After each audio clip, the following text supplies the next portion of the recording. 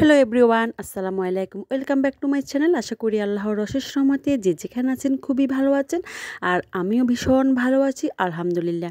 আজকের এপিসোডে আমি আপনাদেরকে তৈরি করে দেখাবো খুব মজাদার চিকেন ড্রামস্টিক। তৈরি করা খুব সহজ, খুবই অল্প উপকরণে তৈরি করে দেখাবো। খুব সহজে আপনারা বাসায় বানিয়ে নিতে পারবেন। রেস্টুরেন্টে গিয়ে অনেক বেশি চওড়া দামে না কিনে খেয়ে এভাবে বাসায় খুব অল্প খরচে বানিয়ে খেতে পারবেন। রেস্টুরেন্টের চাইতে আরও বেশি হেলদি এবং টেস্টি হবে। তো আমার রেসিপি যদি আপনাদের একটু উপকারে আসে বা কোথাও একটু ভালো লেগে থাকে, তাহলে প্লিজ সবাই আমার চ্যানেলটিকে সাবস্ক্রাইব করে আমার পাশেই থাকবেন।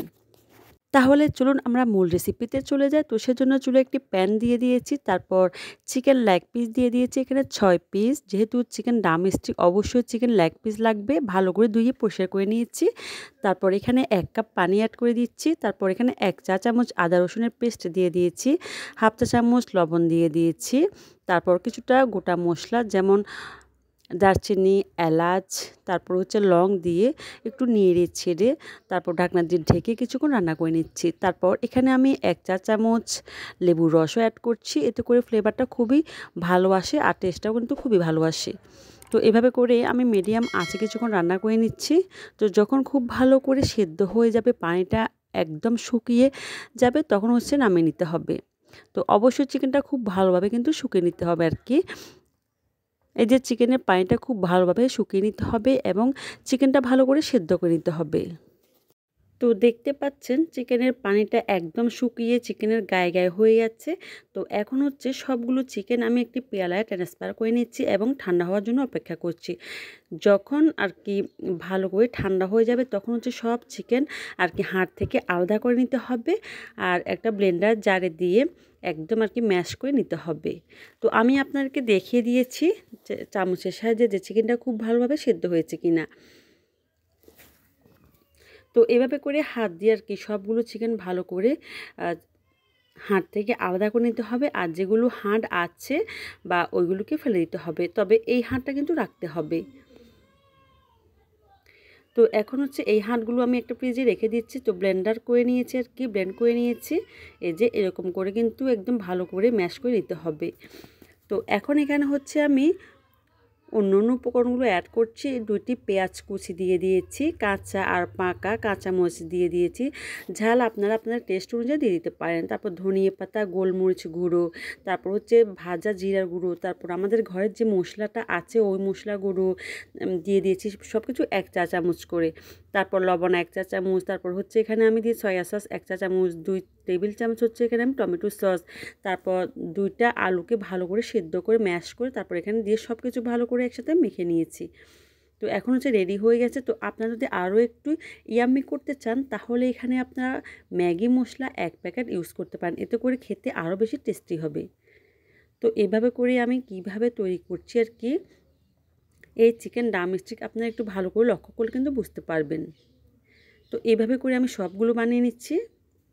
হাত দিয়ে একটু ভালো করে চেপে চেপে কিন্তু বানিয়ে নিতে হবে। যদি ভালো করে হাত দিয়ে চেপে চেপে না নেন, তাহলে কিন্তু খুলে আসবে। তো সবগুলো বানিয়ে নেওয়া হয়ে গেছে। তো এখানে আরেকটি ডিম আমি খুব ভালো করে ফেটিয়ে নিয়েছি, কিছুটা ময়দা নিয়ে নিয়েছি, ময়দার মধ্যে প্রথমে কোটিং করে নিচ্ছি, তারপর ডিমের মধ্যে চুবিয়ে নিচ্ছি। তো এই কাজটা আপনারা চাইলে 2বারও করতে পারেন, তাহলে আর কি উপরের যে ক্রাম কোটিং করব আমরা, ওটা কিন্তু আরও বেশি মোটা হবে আর কি। তো আমি কিন্তু একবারই করছি। তো এখানে আমি ব্রেড স্ক্রাম নিয়েছি। তো ব্রেড স্ক্রামস হচ্ছে আর কি পাউরুটিকে আমি একটু ব্লেন্ডারে গুঁড়ো করে টেলে নিয়েছি বা ভেজে নিয়েছি, তাহলে কিন্তু হয়ে গেছে। আর চাইলে আপনারা রোদ্রের মধ্যে শুকিয়েও নিতে পারেন। তো এভাবে করে আমি সবগুলো কোটিং করে নিচ্ছি। ব্রেড ক্রামসে আপনারা চাইলে এভাবে 2বারও গড়িয়ে নিতে পারেন, তাহলে কিন্তু উপরের দিকটা আরও বেশি মুচমুচে হবে আর কি, খেতে আরও বেশি ভালো লাগবে। তো কয়েকটা আর কি চিকেন ড্রামস্টিকের মধ্যে কিন্তু আমি 2বারে কোটিং করে নিয়েছি, দেখতে পাচ্ছেন। আমার কাছে প্রথমে মনে হয়েছিল যে আমি একবার কোটিং করেছি, পরে ভিডিওতে দেখলাম যে না, আমি 2বারে কোটিং করেছি। তো কিছুটা তেল চুলে আমি ভালো করে গরম করে নিয়েছি। তো আমি হচ্ছে সরিষার তেলে ইউজ করছি আর কি, সরিষার তেলে ভেজে নিচ্ছি। আপনার চাইলে সয়াবিন তেলও কিন্তু ভেজে নিতে পারেন। 2 পাশ যখন লালচে কালার হয়ে যাবে, তখন নামিয়ে নিতে হবে। তো যেহেতু ভিতরে চিকেন আলু সব কিছু কিন্তু অলরেডি সিদ্ধ করাই আছে, তাই অনেক বেশি কিন্তু আর কি ভাজার কোনো প্রয়োজন নেই, শুধুমাত্র কালারটা চলে আসলে কিন্তু নামিয়ে নিতে হবে। যেহেতু আমরা রান্নার কাজে আর কি সব সময় সরিষার তেল ইউজ করি, তো সেজন্য আজকেও আপনাদেরকে আমি সরিষার তেলে ভেজে দেখিয়ে দিচ্ছি। আমরা কিন্তু খুব কমই কিন্তু সয়াবিন তেল ইউজ করি আর কি। তো এভাবেই আমি সবগুলো খুব ভালো করে উল্টিয়ে পাল্টিয়ে ভেজে নিচ্ছি। চুলার আঁচটাকে কিন্তু লো আঁচে রেখেছি, লো আঁচে রেখে আমি ভেজে নিচ্ছি। হাই আঁচে ভাজলে কিন্তু পুড়ে যেতে পারে বা কালচে কালার হয়ে যেতে পারে। তো এভাবে করে খুব সহজে বাসায় আপনার চিকেন ড্রামস্টিক বানিয়ে খেতে পারেন বা আপনাদের বাচ্চাদের আবদার মেটাতে পারেন। খুব সহজে কিন্তু বানিয়ে নেওয়া যায়, আর খেতে তো অসম্ভব মজা হয়, খুবই মজা হয়। তো বাসায় যে কোনো জিনিস বানালে কিন্তু খুবই হেলদি, খুবই টেস্টি হয় রেস্টুরেন্টের চাইতে আর কি। তো আপনারা সস দিয়ে খেতে পারেন। তো এভাবে করে বানিয়ে কিন্তু আপনারা ব্রেড ক্রাম্বসে ভালো করে গড়িয়ে আপনার ফ্রোজেনও করতে পারেন ডিপ ফ্রিজে। তো যখন আপনার ইচ্ছে করবে তখন কিন্তু নামিয়ে জাস্ট এভাবে ভেজে নিলে কিন্তু হয়ে যাবে। তো কথা বলতে বলতে এভাবেই আমি সবগুলো চিকেন ড্রামস্টিক ভেজে নিয়েছি, দেখতে পাচ্ছেন। এই যে খুব সুন্দর কালার এসছে, কিন্তু খুবই সুন্দর হয়েছে।